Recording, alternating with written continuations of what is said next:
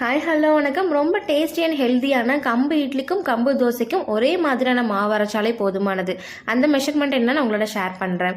காப்படி கிளாஸில் 3/4 கிளாஸ் அளவுக்கு கம்பு எடுத்திருக்கேன். அதில் பேலன்ஸ்க்கு ரைஸ் எடுத்துக்கிட்டேன். காப்படி உலக்கு எடுத்தோம் அப்படின்னாலே 1/2 கிளாஸ் உளுந்து சரியாக இருக்கும். இது கூட 1 ஸ்பூன் அளவுக்கு வெந்தயம் போட்டுட்டு நல்லா கழுவி 6 மணி நேரம் ஊற வச்சிடலாம். ஒருவேளை உங்களுக்கு இந்த காப்படி உலக்கில் மெஷர்மெண்ட் புரியல அப்படின்னா கமெண்ட் பண்ணுங்கள். நான் கப்பு மெஷர்மெண்ட்டும் கூட ஷேர் பண்ணுறேன். இதை கிரைண்டர்லேயே அரைச்சிக்கலாம் அண்ட் மிக்சிலையுமே அரைச்சிக்கலாம். நான் எனக்கு கிரைண்டரில் தான் அரைக்கிறேன். ஆஸ் யூஷுவல் இட்லி தோசை மாவை எப்படி நம்ம புளிக்க வைக்கிறோமோ அதே மாதிரி இதையும் புளிக்க வச்சுக்கலாம். உங்களுக்காக இட்லியும் ஊற்றிருக்கேன், எனக்கு தோசையுமே ஊற்றிருக்கேன். இட்லி வேகிறதுக்குள்ளே உங்களுக்கு தோசை ஊற்றி காட்டுறேன். தோசைக்கு அதிக அளவுக்கு எண்ணெய் தேவையப்படாது. நல்லா கிறிஸ்பியாகவும் கலர்ஃபுல்லாகவும் இருக்கும்.